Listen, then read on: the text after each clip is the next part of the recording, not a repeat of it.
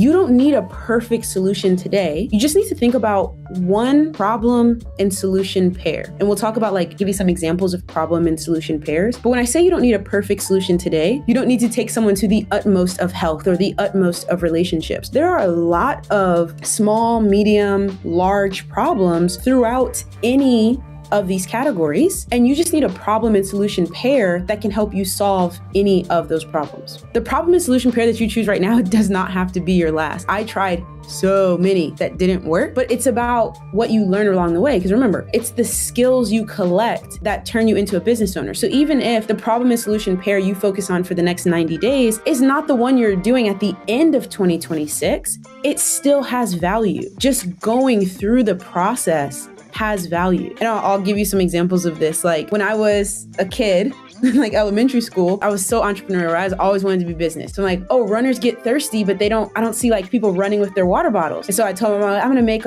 a water and a lemonade stand in the front yard. And so, my parents, they indulged me and I made the lemonade and whatever. And I went out there. And what was the problem? People that were running didn't have cash on them. And they also didn't want the lemonade stirred by this little 7-year-old with dirty hands, right? So it didn't work.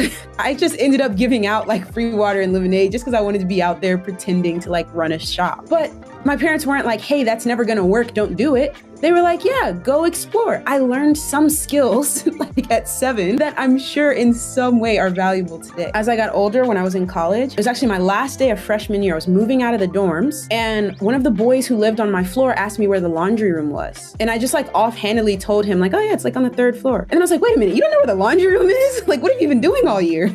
So, you haven't done laundry all year. What's happening? And so me and one of my best friends that summer, we were oh, we've identified this problem. College kids, and I'll say probably mostly boys, they don't like to do their laundry, but they also don't want to stink. Sorry to offend any of our boys. And so we're oh yeah, they don't want to stink. So this is a big problem. And so we're we're going to create a done for you service around our college for laundry for the college kids. Well, this didn't work because one, they don't care. He wasn't doing his own laundry. He wasn't going to pay us to do it. And then second, college kids don't have that much money. And when they do think about where they want to spend their money, it's not really on doing their laundry. And then third, we did not want to do their laundry.